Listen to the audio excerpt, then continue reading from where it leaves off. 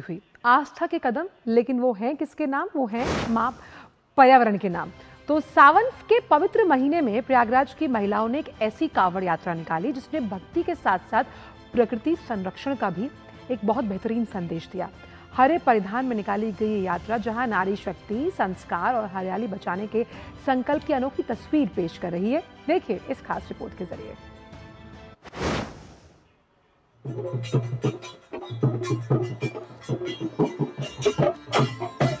सावन की पवित्र बेला में प्रयागराज से आस्था और पर्यावरण संरक्षण का अनोखा संगम देखने को मिला, जहां भगवान शिव की भक्ति में लीन महिलाओं ने ऐसी कांवड़ यात्रा निकाली जिसने धार्मिक परंपरा के साथ प्रकृति बचाने का संदेश भी दिया। हरी साड़ियों में सजी महिलाएं दशाश्वमेध घाट से मनकामेश्वर मंदिर तक कांवड़ यात्रा लेकर निकली। हाथों में कांवड़ और मन में आस्था के साथ महिलाओं ने जलाभिषेक का संकल्प लिया। लेकिन इस यात्रा का उद्देश्य केवल धार्मिक अनुष्ठान तक सीमित नहीं रहा, बल्कि इसके जरिए धरती को हरा भरा बनाने का संदेश भी दिया गया। बहुत साफ सुथरा है और हर जगह रोडें चौड़ीकरण होने की वजह से कांवड़ियों को चलने में कोई दिक्कत नहीं होती है। और मंदिरों का तो जो आप देख ही रहे हो, बहुत ज्यादा डेवलपमेंट हुआ है। हर तरह से कुल मिलाकर के सारी व्यवस्था अच्छी है। हम लोग हर बार थीम अलग अलग 2-3 साल से निकल रहे हैं। इस बार हम लोगों का थीम ग्रीन, क्योंकि हरियाली है, सावन का दिन है, इसलिए हम लोगों ने ग्रीन कपड़े के साथ कांवड़ लेके निकले हैं। इस बार महिला शक्ति जितनी है तब और हम लोगों को देख के और प्रेरणा बढ़े। हर हर महादेव। इस अनोखी पहल में महिलाओं ने अधिक से अधिक पेड़ लगाने और पर्यावरण संरक्षण का संकल्प लिया। हरे रंग के परिधान के जरिए उन्होंने प्रकृति और जीवन के बीच गहरे संबंध को भी दर्शाया। संदेश साफ था कि जिस तरह सावन में धरती हरियाली की चादर ओढ़ती है, उसी तरह हर व्यक्ति को प्रकृति की रक्षा के लिए आगे आना चाहिए।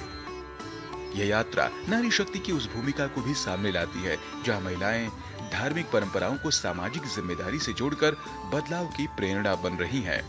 आस्था के मार्ग पर चलते हुए उन्होंने पर्यावरण संरक्षण को जन अभियान बनाने का संदेश दिया। प्रयागराज की हरित कांवड़ यात्रा बताती है कि भक्ति केवल पूजा पाठ तक सीमित नहीं, बल्कि समाज और प्रकृति के प्रति जिम्मेदारी निभाने का भी माध्यम है, जहां शिव भक्ति के साथ प्रकृति की सेवा का संकल्प लिया गया और एक बेहतर भविष्य की उम्मीद जगाई गई।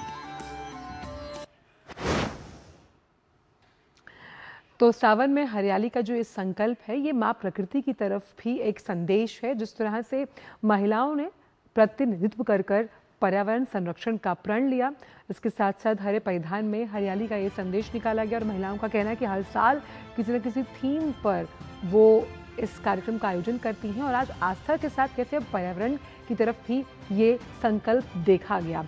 कांवड़ यात्रा को हम जब पर्यावरण संरक्षण से जोड़ते हैं तो कैसे आस्था के साथ साथ हम पर्यावरण की तरफ अपनी उस जिम्मेदारी जो कि अहम है उसके निर्वहन के प्रतीक के तौर पर ये संकल्प देखा गया है। और आस्था से ये जो जन अभियान है ये एक संदेश देता हुआ नजर आता है उस जिम्मेदारी का जिसका निर्वहन हर एक को करना है। और इसमें नारी शक्ति की बढ़ती हुई भूमिका सकारात्मक पहल और प्रगतिवादी सोच के साथ लगातार आगे बढ़ती हुई नजर आ रही है। और जैसे कि अगर हम बात करें, ये जो संदेश है ये कई और राज्यों के लिए भी उदाहरण पेश करता है। हरिकेश इस वक्त जुड़ गए हैं सीधे वाराणसी के साथ।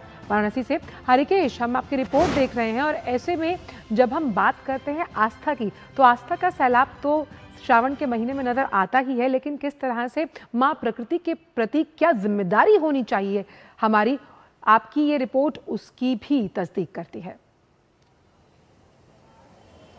आंचल, देखिए जो सावन का महीना होता है, चूंकि हम लोग, मैं काशी में हूँ, धार्मिक नगरी है, बाबा विश्वनाथ द्वादश ज्योतिर्लिंग में एक हैं और यही एक जगह है जहाँ पे बाबा राजा के रूप में, नरेश के रूप में विराजमान हैं।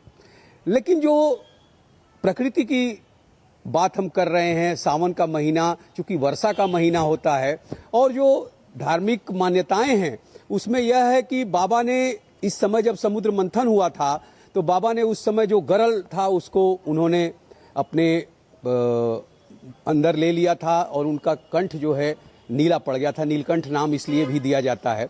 तो ये मान्यता है कि सावन में लोग जलाभिषेक करते हैं। बाबा का जो ताप था, गरल का जो ताप था, वो बढ़ने लगा था, तो उसको शांत करने के लिए देवताओं ने उस समय जलाभिषेक किया बाबा को। चूंकि धरती को भी, चूंकि इसके ठीक पहले गर्मी का महीना होता है, ताप होता है, और धरती पर या आप भी जगह जगह गर्मी महसूस करते हैं पूरे भारत के कोने कोने में। जब सावन का महीना शुरू होता है, बरसात शुरू हो जाती है, तो अपने आप भी बहुत से पेड़ पौधे होते हैं वो उसके पौधे उगने लगते हैं। लेकिन जो अभी आपने बताया, दिखाया कि किस तरह से महिलाएं कांवड़ के रूप में निकली और हरी साड़ी पहन के, चूंकि ये समय तो गरुआ आप कह सकती हैं गेरुआ कलर जो होता है उसका ही दिखाई देता है कांवड़िए जो निकलते हैं। लेकिन ये महिलाएं एक संदेश दे रही हैं, जो आप कह रही हैं संदेश दे रही हैं, वो संदेश यही है कि वृक्ष लगाने के लिए, वृक्ष लगाने का मतलब है हम अपनी धरती के लिए जो पर्यावरण है उसको बचाने का प्रयास करेंगे।